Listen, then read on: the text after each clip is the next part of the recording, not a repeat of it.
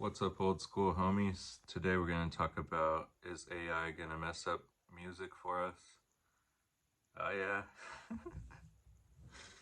As if it hasn't already. I mean, right now in the beginning stages, we're making some pretty obvious mistakes with it. And you could hear them. Like, all right, what if they just take the voice off of the entire track and just steal the backing track entirely? I've heard that. That's pretty insulting, and I have seen videos on that technology. You could basically just strip off every layer of any song so that you could just isolate that one part and hear it, which could be really useful for some of us musicians who play like bass and you could barely hear it in songs because they turn it down or they mix into the mix or whatever. So that's kind of a useful tool in itself. I would say that was nice if you could strip the layers apart and not just to steal the backing track. You're going somewhere with that. Okay. It's not all bad so far. Okay, the pitch bending one. This is another video that I saw where you basically take the track and slightly alter the pitch. Yes, this is a little slightly more rip-offy. Have you ever played a song and then played it in the wrong key, but you played it all in the same timing and wondered exactly what you just played? Just because you hadn't played in a long time, or you can play different songs in different keys. That's why my grandma writes it down right on the guitar and looks at it before every performance. There's a 3x5 card taped on there. Okay? That's some secret. Anyways. Ooh, don't kick that. PSR. The PSR6 got kicked on the keys.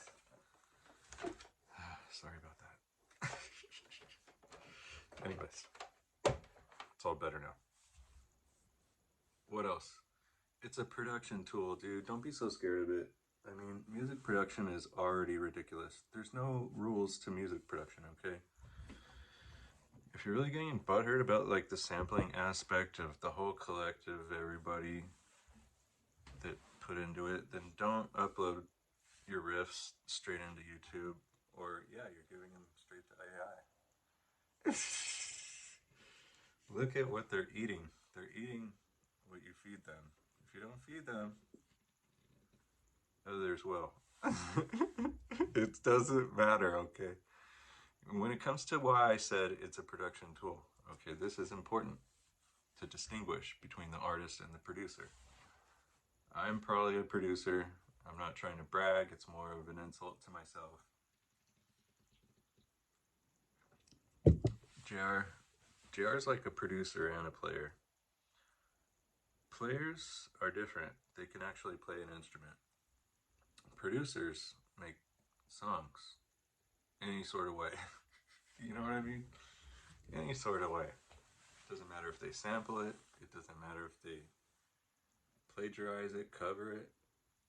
Let's admit that nobody has no good ideas half the time.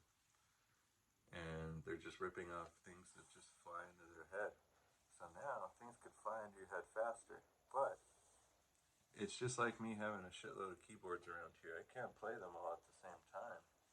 You have a lot of options, but those are just options. You don't have to.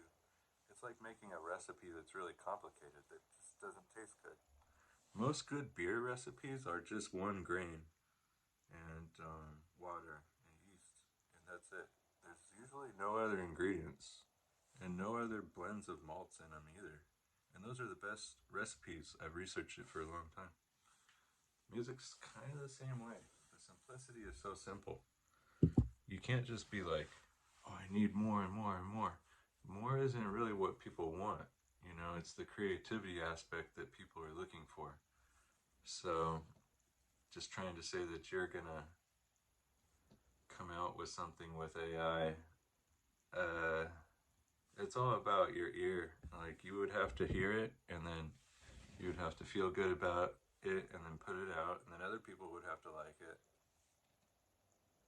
good luck with that. You know what I mean? Like, I'm not saying it's impossible, but it's just it's kind of like fishing. You can't just get better at fishing by buying more lures. I mean, of course I did, and I got better, but you have to learn how to use all those lures, okay?